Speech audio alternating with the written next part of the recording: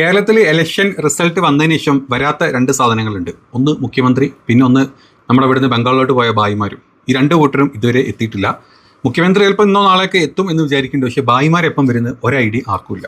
ഇതെത്ര ലെവലിലാണ് കേരളത്തിൻ്റെ സാമ്പത്തിക സ്ഥിതിനെ എഫക്റ്റ് ചെയ്യുന്നതെന്നുള്ളതാണ് ഏറ്റവും വലിയ ചോദ്യം. നമുക്ക് സിമ്പിളായിട്ട് തോന്നാം ഇത്, പക്ഷേ ഇപ്പോൾ പല റെസ്റ്റോറൻറ്റുകളിൽ നിങ്ങൾ കേരളത്തിൽ ചെന്നോ, കേരളത്തിൽ നിന്നല്ല കേട്ടോ, അതിപ്പം ഞാൻ നിൽക്കുന്നപ്പോൾ നമ്മൾ കർണാടകയിലാണെങ്കിലും തമിഴ്നാട്ടിലാണെങ്കിലും ഒക്കെ തന്നെ അവസ്ഥ. റെസ്റ്റോറൻറ്റുകൾ, മറ്റ് അല്ലറ ചില്ലറ ജോലികൾ, സെൻറ്ററിങ്, അതുപോലെ ഈ കോൺക്രീറ്റ് ജോലികൾ, A to Z ജോലികൾ ഇപ്പം നമ്മുടെ ഈ സ്ഥലങ്ങളിലൊക്കെ ഉള്ള ഇത്തരത്തിലുള്ള, അതായത് ഈ വൈറ്റ് കോളർ ജോബ് അല്ല ഞാൻ പറയുന്നത് കേട്ടോ, അല്ലാത്ത ജോലികളിൽ ഇവരായിരുന്നു എല്ലാം. ഇപ്പം ഇവർ വോട്ട് ചെയ്യാൻ പോയി, അല്ലെങ്കിൽ വോട്ട് ചെയ്ത് റിസൾട്ട് അറിഞ്ഞ് തിരിച്ചു വരും എന്ന് വിചാരിച്ചിരുന്ന ഒരാൾ പോലും തിരിച്ചു വന്നിട്ടില്ല. 100 പേര് പോയിട്ടുണ്ടെങ്കിൽ അത് 95 ആളുകൾ ഇതുവരെ തിരിച്ചെത്തിയിട്ടില്ല. അത് വല്ലാത്തൊരു പ്രതിസന്ധി തന്നെയാണ് കേരളത്തിനെ സംബന്ധിച്ച്.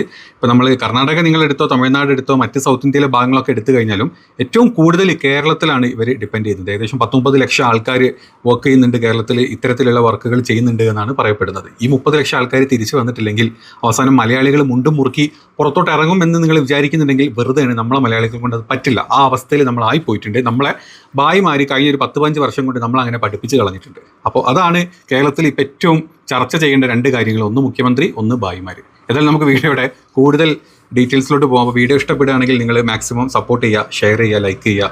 സബ്സ്ക്രൈബ് ചെയ്യാതെ കാണുന്ന ആളുകളുണ്ടെങ്കിൽ അതും കൂടെ ചെയ്യുക. അപ്പോൾ നമുക്ക് നേരെ വീഡിയോയിലോട്ട് പോകാം.